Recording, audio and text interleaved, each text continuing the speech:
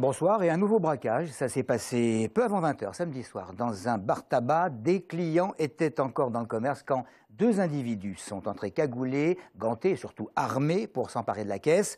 Entre vigilance et consternation, les commerçants sont toujours sous leur garde, d'autant que ce n'est pas le premier braquage qui a eu lieu ces dernières semaines dans le quartier. Aurélie Colombel. Le bar-tabac place Anatole France était encore fermé aujourd'hui. La caissière et la gérante se sont fait braquer ce week-end la caisse PMU contenant 1000 à 1500 euros. Les commerçants autour sont encore sous le choc. C'est un client qui était dedans à ce moment-là qui nous a raconté qu'il y avait deux dedans, un à la porte et qu'il devait avoir une voiture ailleurs parce qu'ils s'enfuyaient et ils ont disparu.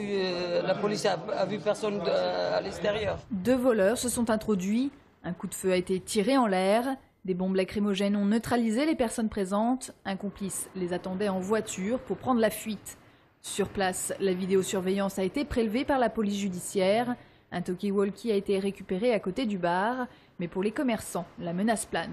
La boulangerie juste derrière vous, place Anatole, il y a une tentative d'effraction qui a échoué également, mais qui a neutralisé pendant 2 jours donc, la boutique, le temps que les réparations soient faites. Il y a un coiffeur vraisemblablement qui se serait également fait agresser. Et la Poste la semaine dernière. Donc bon, c'est vrai que ça commence à devenir assez inquiétant et en règle générale, on sent bien que les gens ont assez peur parce qu'on voit pas mal de monde en boutique et tout le monde exprime un petit peu son inquiétude vis-à-vis de la situation. Régulièrement en contact avec la police, les commerçants restent très vigilants. Malgré les rondes policières, ils espèrent une augmentation des effectifs dans les rues. De tout nouveaux locaux pour le Secours catholique de l'Essonne. Un projet important parce que quand même dans les cartons depuis une dizaine d'années, les équipes ont finalement intégré le 56 boulevard des Coquibus à Évry ce matin. Ces bureaux tout neufs devraient permettre évidemment à l'association de remplir plus efficacement ses missions. Maxime Lemel. Fabienne est comptable à la délégation essonnienne du Secours catholique depuis 22 ans. Ce n'est pas la première fois qu'elle participe à un déménagement de l'association. J'en ai connu 3. Mais celui-ci, il est beaucoup plus sympathique parce que c'est des bureaux très éclairés. Et puis après, je me retrouve aussi avec les bénévoles qui m'entourent dans le même bureau. Tandis qu'avant, ce n'était pas le cas. Donc je me déplaçais assez souvent pour les aider et c'était vraiment pas convivial. Chaque service dispose de son propre bureau donnant sur la gare routière ou la mairie. Au centre, un espace collectif qui permettra, une fois achevé, d'accueillir salariés et bénévoles dans de meilleures conditions que les anciens locaux de la place de l'Agora. Alors, les mètres carrés manquaient, ça c'est une première chose. Deuxième chose, nous avions plusieurs lieux, donc nous faisons ici une économie d'échelle. Et puis en effet, ils étaient vétustes et finissaient par nous coûter fort cher. Le Secours catholique de l'Essonne, aujourd'hui, c'est un petit peu moins de 900 bénévoles, 10 salariés, et en effet, le nombre de services bénévoles augmente de mois en mois. Les anciens bureaux ont été vidés la semaine dernière. Depuis ce matin, le Secours catholique est de nouveau ouvert au public. Inauguration officielle prévue le 8 juin. Retour sur l'affaire de l'attaque du RERD à Grigny. Le seul majeur mis en examen dans cette affaire avait été jugé le 19 avril dernier. Relaxé, manque de preuves. Le parquet d'Évry a décidé de faire appel de cette décision, estimant qu'il existe suffisamment de preuves pour une condamnation. Une version, Audrey Coll, que conteste fortement maître Raoul Briolin, c'est l'avocat de la défense. Il avait été reconnu par un policier qui disait avoir déjà eu affaire à lui. La substitut du procureur avait également assuré le reconnaître. Et un témoin était venu affirmer que c'était l'un de ses agresseurs. Le seul majeur mis en examen dans l'affaire de l'attaque du RERD avait pourtant été relaxé le 19 avril lors de son procès au tribunal d'Évry. Le parquet a donc décidé de faire appel de cette décision.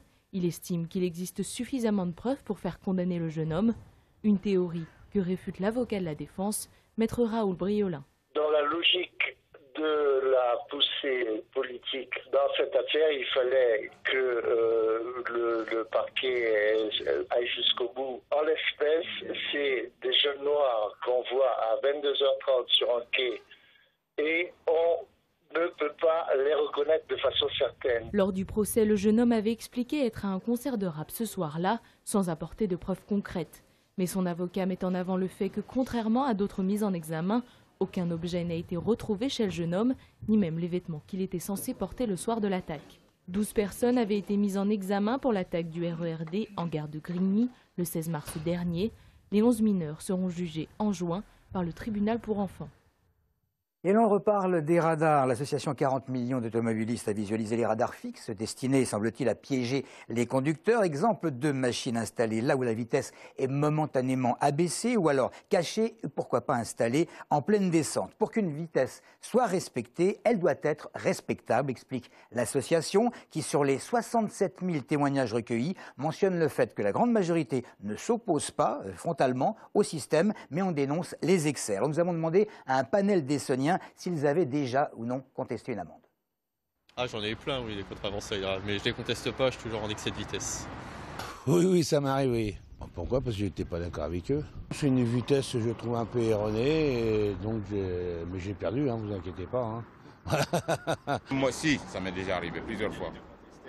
Mais j'ai pas contesté. Je suis obligé de payer parce que bon, moi je suis un routier. Non, je perds pas mon temps. Je sais que j'ai tort, donc je conteste pas, puisqu'on est des machines à fric, donc on est là pour payer. Non, absolument pas. Non, jamais contesté. Non, je trouve qu'il faut payer ce qu'on doit. Non, parce que j'étais vraiment hors limitation. Ça m'est arrivé, absolument, et vous pouvez obtenir gain de cause devant le tribunal de police. Par contre, le défaut, c'est le problème de ce système, c'est que le tribunal de police vous condamnera généralement une amende supérieure à celle que vous auriez dû si vous l'aviez réglée.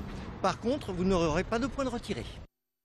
À noter que 2 radars piégeux figurent en Essonne, l'un sur la 10 à Janvry et l'autre, d'ailleurs sur la même autoroute, mais à Massy. Ils font partie des 72 recensés par l'association. Vous connaissez peut-être Anna Croquet, artiste accomplie. Elle s'est lancée dans la sculpture après avoir été décoratrice de théâtre, créatrice de personnages de dessins animés ou de masques animaliers pour l'opéra. Cette fois, elle explore différentes techniques avec tout ce qui lui tombe sous la main. En partenariat avec la ville de Massy, Anna Croquet s'est lancée dans un projet original. Ces œuvres, ce sont des poupées qui sont installées dans 3 cabines téléphoniques. Transformation de cabines autorisées par Orange pour montrer que le mobilier urbain peut être une véritable source d'inspiration. J'aime bien l'idée de faire des personnages en papier parce que je trouve qu'aujourd'hui, on a des écrits partout. Tout le monde a des choses à dire, etc. Et on est un peu saturé par cette parole, ces phrases toutes faites, etc. Donc là, c'est effectivement quelqu'un de saturé de phrases et d'écrits qui veulent plus rien dire.